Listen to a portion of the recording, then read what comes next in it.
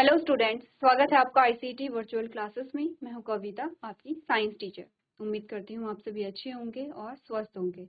Class continue करेंगे अपना chapter जिसमें हम बात कर रहे हैं लाइफ प्रोसेसेस यानी कि जैव प्रक्रम की। जैव प्रक्रम में सबसे पहले लाइफ प्रोसेस है। सबसे पहला जैव प्रक्रम आपने पढ़ा है यहाँ पे न्यूट्रिशन या पोषण, और उसी में आपने फोटोसिंथेसिस की प्रोसेस यहाँ पे पढ़ी है। सेकेंड जो प्रोसेस हमारे पास आती है दैट इज डाइजेशन। तो आप बात कर रहे हैं यहाँ पर हेटेरोट्रॉपिक मोड ऑफ न्यूट्रिशन यानी कि परपोषी पोषण के बारे में आप बात कर रहे हैं, जिसमें अभी तक हमने स्टार्ट किया है डाइजेस्टिव सिस्टम को हमने देखा है। ठीक है, आपने कहा एलिमेंट्री कैनाल के कौन कौन से पार्ट्स होते हैं, इसके बारे में हमने डिस्कस किया है। देन हमारे पास कुछ ग्लैंड्स आती हैं जिसके बारे में हमने डिस्कस किया है। 5 स्टेजेस के बारे में हमने बात की है। आपने कहा इंजेशन अंतर्ग्रहण है, डाइजेशन यानी कि पाचन, एब्जॉर्प्शन यानी कि अवशोषण है, एसिमिलेशन यानी कि जिसे आप क्या कहते हैं स्वांगीकरण कहते हैं। ठीक है, नेक्स्ट आपने कहा स्वांगीकरण। ठीक है, नेक्स्ट आपने कहा इजेशन जिसे आप निष्कासन यहाँ पर कहते हैं। तो 5 स्टेप आपके यहाँ पे होते हैं। ठीक है, स्टार्ट करते हैं ह्यूमन डाइजेस्टिव सिस्टम। अगर मैं कहूँ कि डाइजेशन क्या होता है तो सिंपली हमने कहा था, अगर हम डाइजेशन की बात करें कि फूड का जो डाइजेशन है वो कैसा होता है, क्या होता है।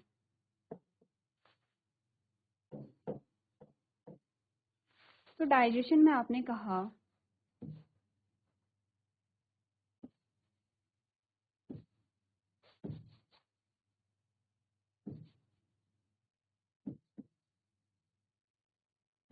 कॉम्प्लेक्स फूड मटेरियल कन्वर्ट होता है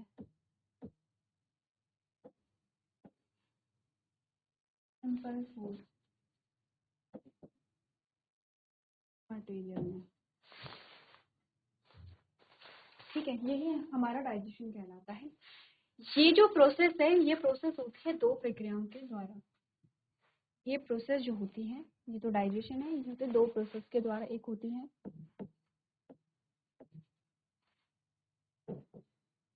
फिजिकल मेथड और दूसरी होती है केमिकल। फिजिकल मेथड में आपने कहा क्या क्या होता है, च्यू करना, चबाना, चबाना या भोजन को काटना। आप दांतों से बाइट लेते हैं, उसी को आप क्या कहते हैं, भोजन काटना या चबाना। फिजिकल मेथड होते हैं। फिजिकल मेथड के द्वारा जो आपका कॉम्प्लेक्स होता है, जो कॉम्प्लेक्स फूड मटेरियल है वो सिंपल में कन्वर्ट होगा। केमिकल मेथड में आपके कुछ डाइजेस्टिव जूस आते हैं जो डाइजेशन में हेल्प करते हैं। डाइजेस्टिव जूस आएंगे जो डाइजेशन में हेल्प करेंगे। ठीक है, ऐसा नहीं है कि किसी की बॉडी में सिर्फ ये काम कर रहे हो, किसी की बॉडी में सिर्फ ये काम कर रहे हो, दोनों ही काम करेंगे। ठीक है, फिजिकल मेथड के थ्रू भी भोजन का जो है पाचन होता है और केमिकल मेथड के थ्रू भी यहाँ पर होता है। आगे बढ़ते हैं, और सबसे पहले आपने माउथ की बात की है। माउथ में सबसे पहले हमारे पास आता है टीथ। ठीक है, टीथ में आपको टीथ का जो डायग्राम है वो दिखाया गया है। जैसे कि जो सबसे ऊपर वाला पार्ट है जिसे हम क्या कहते हैं, जिसे नंबर 1 से आपने डिनोट किया है, वो है यहाँ पर इनामल। ठीक है, इनामल होता है। सेकंड, जो व्हाइटिश पार्ट जो आपको दिख रहा है, ठीक है, वो तो है इनामल, या आप उसे क्राउन भी कहते हैं। ये आपका क्राउन वाला पोर्शन है और नीचे वाला आपका रूट वाला पोर्शन है। तो क्राउन वो है जो आपको दिख रहा है, जो विजिबल है वो क्राउन है। जो मसूड़ों के अंदर है वो आपका क्या होता है, रूट वाला पोर्शन है। तो क्राउन में भी आपने कहा कि आपके कौन कौन से पार्ट आते हैं वो देख लेते हैं। पहला जो सफेद पार्ट आपको दिखता है दांत का वो होता है एनामल। दूसरा जो पार्ट आपको दिखता है वो होता है डेंटाइन, जो कि इसके अंदर होता है। ये इनामल है, ये डेंटाइन वाला पोर्शन है। तीसरा आपके पास आता है पल्प चैम्बर, जो सबसे अंदर होगा पल्प चैम्बर। और पल्प चैम्बर में क्या क्या होते हैं ध्यान रखिए। पल्प चैम्बर में आपके चौथा गम्स आपको बताया गया, नंबरिंग की गई है तो गम्स है। पल्प चैम्बर में क्या क्या होते हैं, 5वीं आप नंबरिंग देखेंगे और 7वीं आप नंबरिंग देखेंगे। तो 5वां क्या है, आपने कहा कैनाल, रूट कैनाल जो है आपका। ठीक है, 6वां आपने कहा सपोर्टिंग लिगामेंट है। 7वां आपने कहा nerve vessels, nerve and vessels हैं, ये नर्व्स होंगी। और ब्लड वेसल्स होंगे, ठीक है। और लास्ट आपने कहा रूट एंड ओपनिंग, तो नंबरिंग के अकॉर्डिंग आप दांत को देखेंगे। नंबर 1 का नाम है इनेमल, नंबर 2 का नाम है डेंटाइन, फर्स्ट चैम्बर है। अब प्रीवियस लेक्चर में हमने क्या किया था, दांत के डायग्राम को बहुत डिटेल में समझा था। यहाँ पर हमने सेम ये डायग्राम भी देखा था और यहाँ पर हमने लेवलिंग भी देखी थी। एक बार दांत के डायग्राम को आप लोग देख लेंगे और इसे क्या करेंगे, देखेंगे कौन सा पार्ट कहाँ पर आता है। चलिए तो आगे बढ़ते हैं यहाँ पर, ठीक है, और पढ़ लेते हैं टीथ के बारे में। नेक्स्ट हमारे पास आते हैं टाइप्स ऑफ टीथ। 4 प्रकार के टीथ हमारे पास होते हैं और चारों का फंक्शन अलग अलग है, ठीक है, चारों का फंक्शन अलग अलग है। फ्रंट के जो आपके आते हैं वो आपके होते हैं इंसीजर, जो आपके फ्रंट में आते हैं इंसीजर होते हैं। देन आपके कैनाइन्स होंगे, देन आपके प्री मोलर, एंड लास्ट में जो आपके आते हैं वो आते हैं मोलर। अब आपको हमारे क्या होते हैं, अपर एंड लोअर जॉ होती है। ये हमारे अपर जॉ है, ये हमारा लोअर जॉ है, ठीक है। पूछा भी जाता है कि दोनों जॉज में से आपका स्टेबल जॉ कौन है, मूवेबल कौन है। तो आप देखते हैं कि लोअर जॉ जो है आपका मूवेबल है, मूव होता है ऊपर नीचे, तभी आप बोल पा रहे हैं। अपर जॉ जो है आपका फिक्स्ड है, वहाँ पे जब आप बोन पढ़ेंगे एंड फेशियल बोन को आप पढ़ते हैं तो वहाँ पर आप देखते हैं कि आपके लोअर जॉ मूवेबल है एंड अपर जॉ जो है वो इमूवेबल है, ठीक है।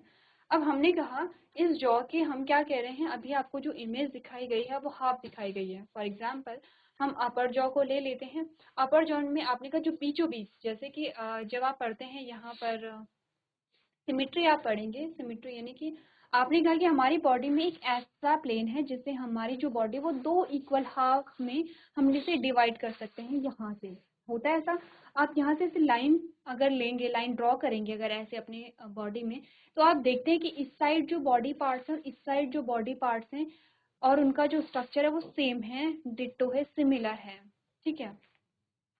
तो हमने क्या बात की, आप इसी प्रकार से लाइन ड्रॉ करेंगे और जहां पर आपकी जो मिड वाली लाइन आती है वहां से आप क्या करेंगे, 2 पार्ट में डिवाइड कर देंगे, राइट एंड लेफ्ट में।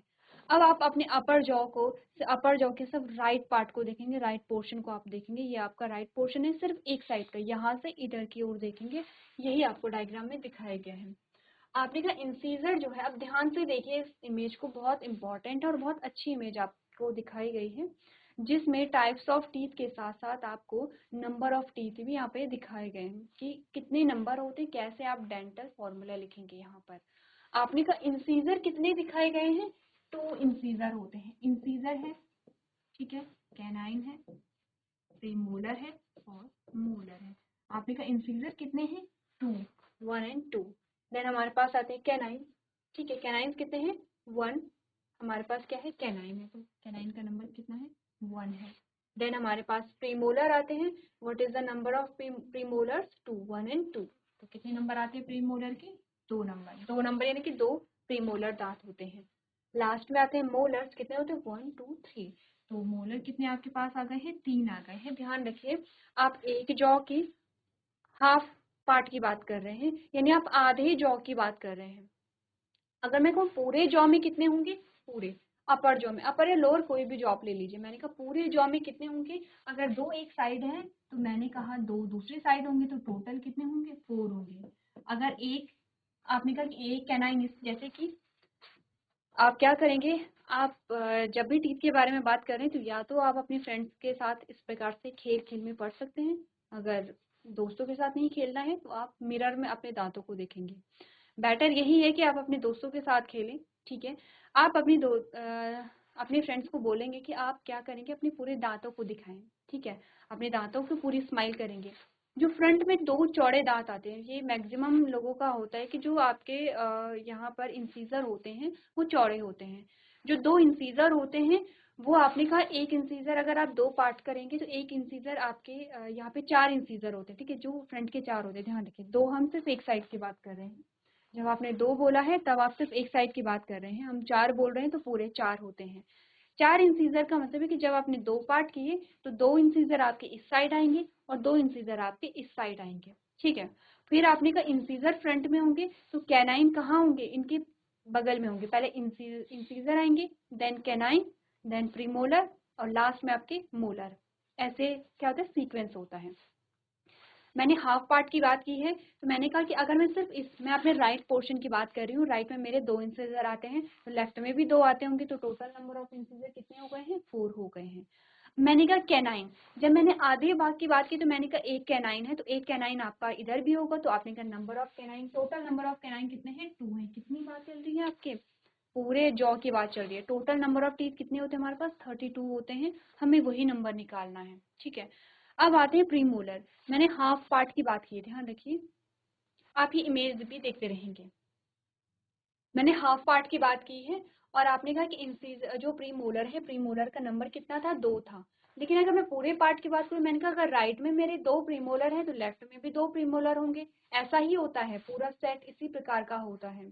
इसीलिए आपको सिर्फ आधे पार्ट की इमेज बताई गई, क्योंकि आधा भी इसी प्रकार का होगा। जो दांत आपके यहाँ इस साइड होंगे, वही दांत आपके इस साइड भी होंगे, और जो पूरा सेट आपका अपर जॉ में होगा, वो पूरा सेट आपका लोअर जॉ में भी होता है, ठीक है। अब मैंने कहा प्रीमोलर आपके कितने हैं? 2 हैं, लेकिन आधे भाग में, तो इस साइड भी क्या होंगे? 2 होंगे। तो टोटल नंबर ऑफ प्रीमोलर कितने आ गए आपके पास? 4 आ गए हैं। लास्ट में आते हैं मोलर्स। अगेन वही चीज हम देखेंगे कि 3 अगर इस साइड है तो 3 इस साइड भी होंगे, यही हम कह रहे हैं। मैंने कहा 3 अगर इस साइड है, 3 प्रीमोलर, तो 3 इधर भी होंगे, क्योंकि ये पूरा आपका एक जॉ आता है। ये पूरा क्या होगा? आपका एक जॉ है। जॉ का मतलब ये जबड़ा जो होता है। तो 3 इस साइड है तो 3 इस साइड भी होंगे, तो टोटल कितने हो गए हैं? 6 हो गए हैं, ठीक है। क्लियर है था? अब हमने टोटल नंबर लिख लिए हैं किसके? यहाँ पर एक जॉ में, अपर या लोअर कोई भी आप ले लेंगे, हमने अपर जॉ लिया है। मैंने कहा मेरे अपर जॉ में टोटल नंबर ऑफ टीथ इतने हैं, तो आप ऐड कर लीजिए इतना, 4 प्लस 2 प्लस 4 प्लस 6, कितने हो गए? 4 and 2 6, 6 प्लस 4 10, 10 प्लस 6 कितने हो गए हैं? 16, 16 हो गए हैं। 4 और 2 कितने होते हैं? 8, ठीक है। 4 और 2 कितने होते हैं? 6, 6 और 4 कितने होते हैं? 10, और 10 और 6 कितने होते हैं? 16, 16 हो गए। मैंने कहा मेरे अपर जॉ में 16 दांत हैं, और जितने दांत मेरे अपर जॉ में हैं, उतने ही दांत मेरे क्या है? लोअर जॉ में होते हैं। तो 16 दांत मेरे अपर जॉ में हैं और 16 ही दांत मेरे लोअर जॉ में हैं। तो 16 और 16 कितना होता है? 16 दूने 32, 32। तो हमने क्या बोला था? टोटल नंबर ऑफ टीथ कितना होता है? 32 होता है। तो इस प्रकार से आपने कहा। ये इमेज आपको बहुत सारी चीजें बताती है, जैसे डेंटल फॉर्मूला भी बताती है। कैसे बताती है? हमने कहा कि अगर हम यहाँ पर इस प्रकार से फॉर्मूला लिखते हैं, तो हम लिखते हैं 2 1 2 3 अपॉन 2 1 2 3। एक अडल्ट में नंबर ऑफ टीथ या टीथ डेंटल फॉर्मूला क्या आता है? ये आता है। कैसे लिखा आपने? इस प्रकार से, इस इमेज से लिखा। यहाँ पर आपने सीक्वेंस देखा दांतों का, पहली चीज।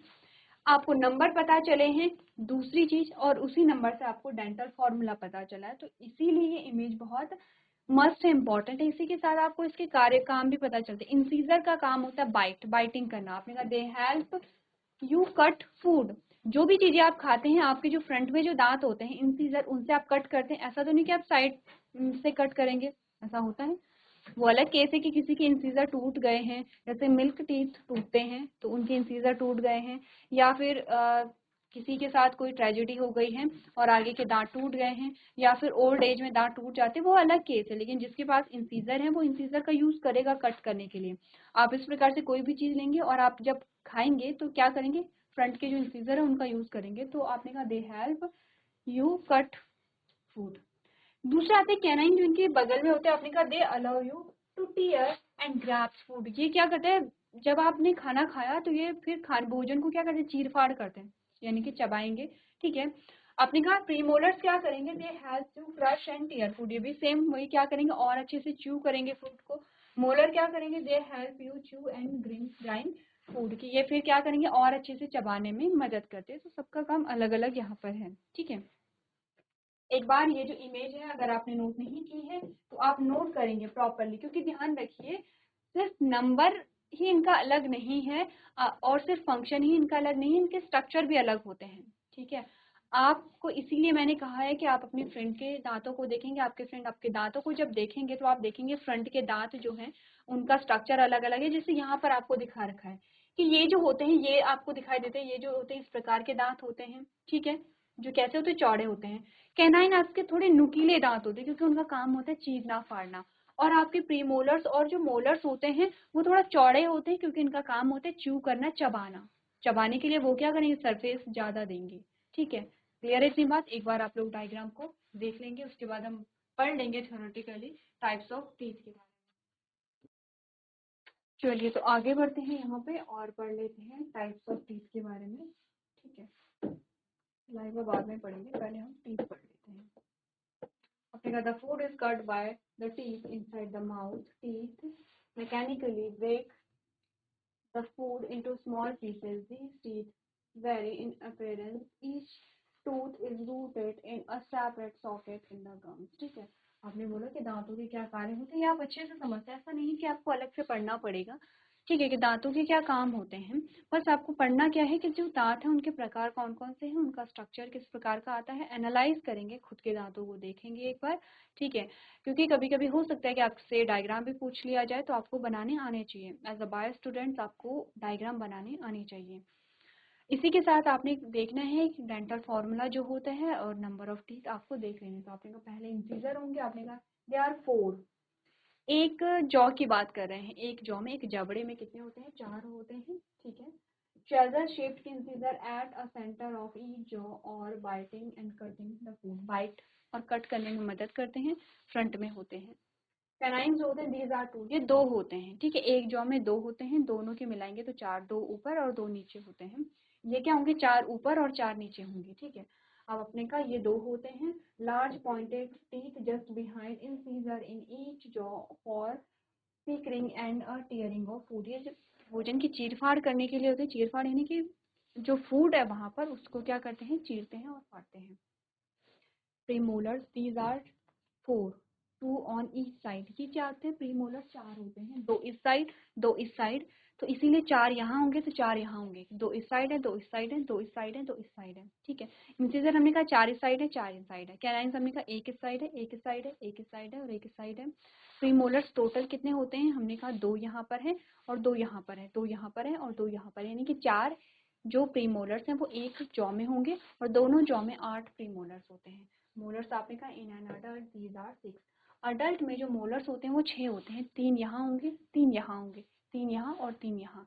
तो ये जो बात आपको बताई जा रही है एक जॉ की बताई जा रही है, और जो एक जॉ में है वही दूसरे जॉ में भी होगा, यही हमने पहले बात की थी। ठीक है, large molars with the fast surface behind with the flat surface behind the premolars in each jaw for grinding। के ग्राइंडिंग का काम करता है। चलो आप देखते हैं जो ग्राइंडिंग की जो मशीन होती है सेम वही काम आपके टीथ भी कर रहे हैं। अब बात कर लेते हैं यहाँ पर सलाइवा के बारे में। सलाइवा जिसे आप क्या कहते हैं, थूक कहते हैं साधारण भाषा में, और अगर हम हिंदी में बोले तो हम इसे कहते हैं लार। सलाइवा जो निकलता है वो निकलता है स्लाइवरी ग्लैंड से। आपके मुंह में 3 जोड़ी सलाइवरी ग्लैंड होती हैं, यहाँ यहाँ और टंग के नीचे। ठीक है, जैसे आपने अगर इमेज देखेंगे तो इमेज में आपको दिखा रखा है, देखिए यहाँ पर देखिए अभी ना पैरोटिड ग्लैंड जो यहाँ पर आपकी होती है उसे हम कहते हैं पैरोटिड ग्लैंड। देन आपके पास आता है सबलिंगुअल ग्लैंड। ठीक है, सबलिंगुअल ग्लैंड जो आपके टंग के नीचे होती है सबलिंगुअल ग्लैंड, और सब मैंडिबुलर ग्लैंड जो आपके यहाँ पे लोअर जो जॉ है वहां पर होती है उसे हम सब मैंडिबुलर ग्लैंड्स कहते हैं। क्लियर है, तीनों ही क्या होती है, आपके सलाइवा होते हैं। इसके अलावा हमने सलाइवा का कंपोजिशन भी पढ़ा था, जो आप क्या करेंगे, रिवाइज करते रहेंगे। हम मेन चीजों के बारे में जो इंपॉर्टेंट है उसके बारे में बात करेंगे, जो आपसे क्वेश्चन में पूछे जा सकते हैं। ये सलाइवा को सिक्रीट जब करते हैं, ये क्या करेंगे, सलाइवा को सिक्रीट करेंगे।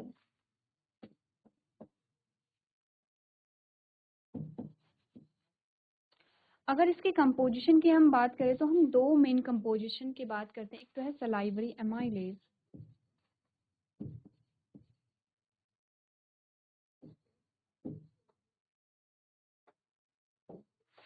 और एक हम बात करते हैं यहाँ पर लाइसोजाइम की। ठीक है, इसके अलावा और भी बहुत सारी चीज़ें होती हैं, जैसे म्यूकस होता है, जैसे कि आपने कहा H+ आयन होता है, जैसे कि यहाँ पे Cl होता है, बहुत सारी चीज़ें यहाँ पर होती हैं।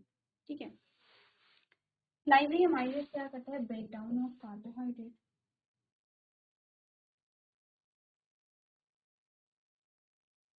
कार्बोहाइड्रेट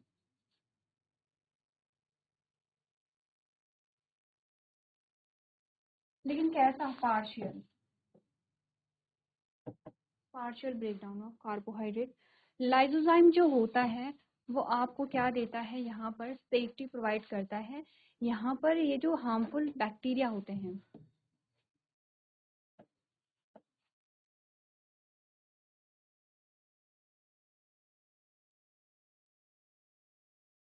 उन्हें क्या करता है, हार्मफुल बैक्टीरिया को क्या करेगा, किल करता है।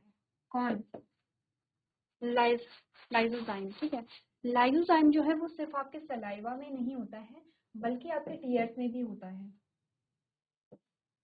जो आपके टीयर्स होते हैं, जो आपके आंसू होते हैं, उनमें भी लाइसोजाइम होता है, सेम उसका फंक्शन होता है। तो आपको क्या दे रहा है, प्रोटेक्शन प्रोवाइड करा रहा है, सुरक्षा यहाँ पर दे रहा है। हम डाइजेशन पढ़ रहे हैं, तो डाइजेशन में हम स्लाइवरी अमाइलेज की बात करेंगे, जो partial break down of carbohydrate को यहाँ पर करेगा। दूसरा हमने कहा, दूसरा इसका फंक्शन क्या है, भोजन को गीला करना, भोजन को गीला करना। तो गीला करके क्या होगा, चबाने में सहायता मिलेगी।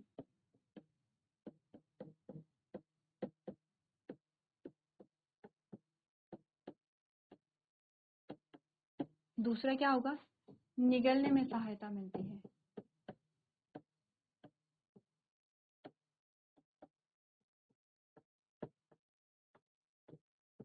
ठीक है, निकलने में क्या होती है, सहायता मिलती है। क्लियर है इतनी बात सलाइवा के बारे में। ठीक है, ये इंपॉर्टेंट पॉइंट है, इनके अलावा और भी चीजें आपके पास आएंगी, बट ये इंपॉर्टेंट आपके पास आता है।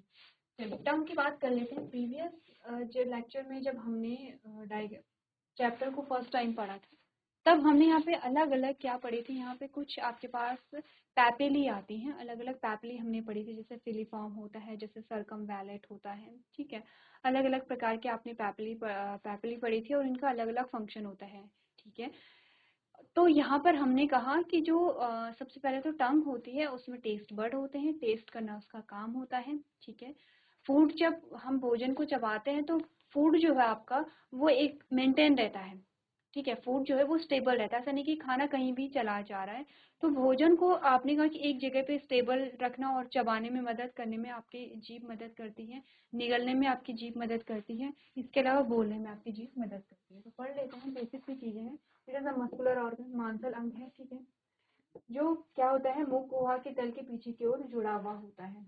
It is free from the front, आगे से क्या होगा, फ्री होगा। And can help in mixing saliva with food, swallowing food, talking or speaking, and tasting with the help of taste buds, or for sweet, salt, sour and bitter food. Salivary gland secrete saliva which breaks down starch into sugars. ठीक है, हमने बोला क्या क्या काम होता है इसका, यह सामने से मुक्त होती है तथा भोजन में लार मिलाने, भोजन को निगलने, बात करने, बोलने या मीठे, नमक, खट्टे तथा कड़वे भोजन के लिए स्वाद कलिकाओं की सहायता से चखने में सहायक होती है। लार ग्रंथियां लार का स्राव करती हैं, जो स्टार्च को शर्करा में तोड़ती हैं, वही सेम कार्बोहाइड्रेट को यहाँ पर तोड़ती हैं। यहाँ तक तो बात हमने कर ली है इसके टीथ की और टंग की। ठीक है, जो हमने बहुत जल्दी यहाँ पर रिवाइज किए हैं। आपने नोट्स अगर प्रॉपर बनाए हैं, तो वहाँ पर हमने पैपली पढ़ी है, अलग अलग प्रकार की पैपली पढ़ी है।